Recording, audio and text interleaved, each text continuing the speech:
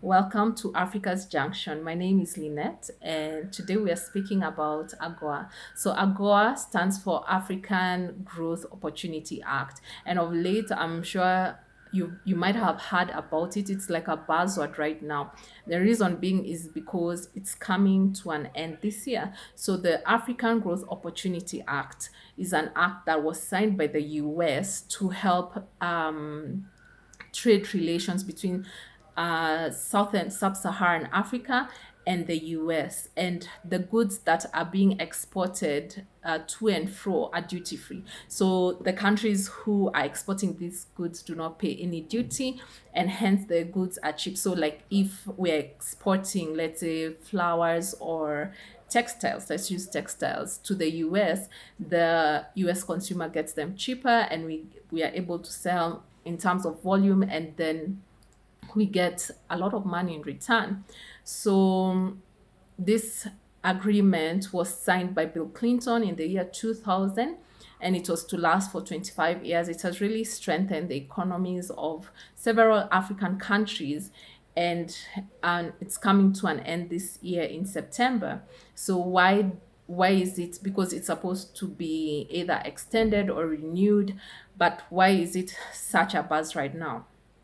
So, with what has happened in hindsight and how President Donald Trump has reacted, now we already know that America's policy is America first. Like everything Trump will do is for the benefit of America. So, he's already frozen US aid in Africa, and several thousands of jobs have been lost, programs have been shut down. He has exited. The U.S. has exited World Health Organization, and there are all these changes happening because his policies are mostly protectionist. He is, the best way to describe it is like he's acting as a businessman. The policies are transactional, like how does this benefit, where are we, helping with this aid, how does it benefit us? And so it's very pro-US. The policies right now under the Republican government, under this government of the US right now, is very protectionist. So that's why there's been a buzz, because once AGOA expires or ends in September, will the US still find the use to renew it or not? Now, in my personal opinion, I believe they will, because it's a mutually beneficial transaction that African countries do with the US. So I do not believe that it will be gone. However, I believe that the US will renegotiate it to their advantage, because that's how their policies are right now. And probably that is how it's looking at. And why are people saying this? Because of the cuts in the US aid, the foreign aid, and that's what has happened. So under AGOA, these African countries, several of them, they have to align with certain conditions. It's conditional because you're trading with the US, so you have to kind of align yourself with the US policies. So the first one is democracy. Your country has to be democratic, practicing democracy. It cannot be an oppressive regime. The second one is your country should not be promoting human rights violations, and also your country should be aligning itself with the American policies.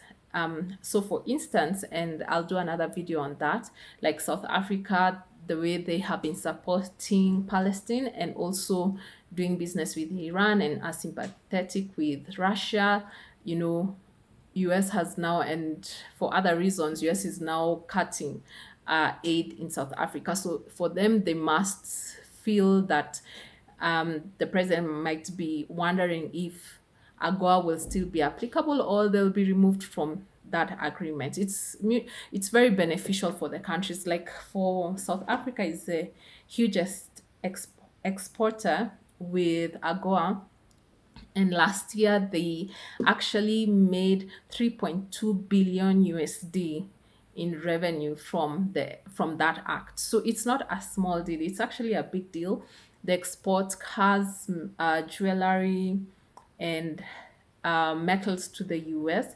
So for them, it's important to have this. Any form of revenue cut is not the thing that any country would be looking at. Most countries want their trade to be bolstered and to be strengthened and to grow. So, um, with AGOA, there are several countries that have been removed from that agreement. And one of them has been Rwanda. So you'd wonder why, because Rwanda apparently it's democratic. I think I'll just say that in quotes, but that's not the reason it was removed. So in 2016, the East African Community, which is constitutes of Tanzania, Uganda, Burundi, Congo, Rwanda, they decided that they will ban second-hand exports coming into the country. I mean, second-hand imports coming into the country so that they can strengthen their manufacturing, the textile manufacturing sector. That was 2016. An act was passed that the ban for the banning of second-hand imports.